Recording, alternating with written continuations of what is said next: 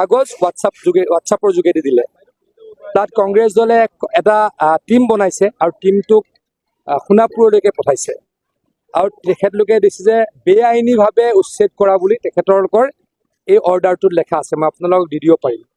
এতিয়া মোৰ কথা হ'ল কংগ্ৰেছ দল আচলতে জনজাতি বিৰোধী হয়নে নহয়? সোণাপুৰৰ যিখিনি জেগাত উচ্ছেদ হৈছে ন্যায়সংগতভাৱে উচ্ছেদ হৈছে, সম্পূৰ্ণ জাননী দি উচ্ছেদ কৰা হৈছে আৰু এইটো ট্ৰাইবেল বেল্ট এণ্ড ব্লক।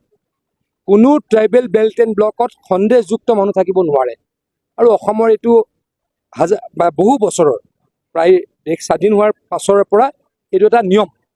গতিকে ট্ৰাইবেলসকলক উচ্ছেদ কৰি কোনোবা সন্দেহযুক্ত মানুহ বহিব, তাৰ বিৰুদ্ধে চৰকাৰে ব্যৱস্থা ল'ব আৰু কংগ্ৰেছে তাক বেআইনী বুলি ক'ব, তাক মই ধিক্কাৰ দিছোঁ।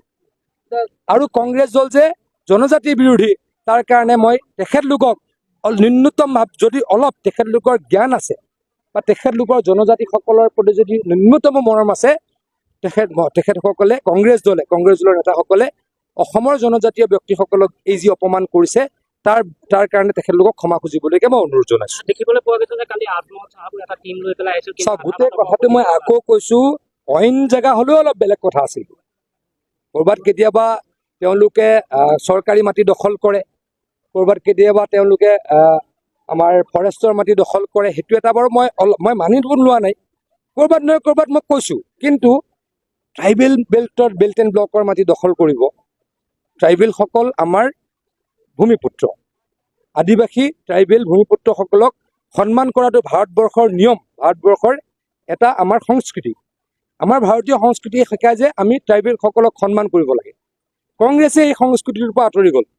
ভাৰতীয় সংস্কৃতিৰ কথাটো কংগ্ৰেছে চিন্তা নকৰি কংগ্ৰেছে বাংলাদেশীয় মূলৰ সন্দেহযুক্ত মানুহৰ সমৰ্থনত কথা কৈ ট্ৰাইবেলসকলক দুখ দিছে। তেখেতলোকৰ এই মই যি কথা বতৰা তাক ধিক্কাৰ দিছোঁ। ডিব্ৰুগড়ত গ্ৰেপ্তাৰ কৰা হৈছিল, তাৰপিছত পুলিচে গ্ৰেপ্তাৰ কৰি তেওঁলোকৰ মুখ্যমন্ত্ৰী ডাঙৰীয়াই ইতিমধ্যে কৈছে তদন্ত হৈছে। এই ক্ষেত্ৰত কোনো ধৰণৰ কম্প্ৰমাইজ নকৰোঁ কাৰণেই যোৱাকালি মুখ্যমন্ত্ৰী ডাঙৰীয়াৰ পৌৰাহিত্যত বহা আমাৰ কেবিনেটে গোটেই ঘটনাবিলাক অনলাইন ট্ৰেডিং কেলেংকাৰীৰ গোটেই ঘটনাবিলাক CBIক দিবলগীয়া সিদ্ধান্ত লৈছে। মই এই গোটেই কথা বতৰাবিলাক আকৌ কৈছোঁ, CBIটো আহিবই, CBIক আমি কালি দিলোৱেই। CBI যেতিয়া দেশৰ সকলোতকৈ ডাঙৰ শীৰ্ষ তদন্তকাৰী সংস্থা হৈছে CBI, আৰু CBI ভাল তদন্ত কৰে বুলি সকলোৱে মানে, সকলোৱে দাবীও কৰে CBIক তদন্ত দিব লাগে। গতিকে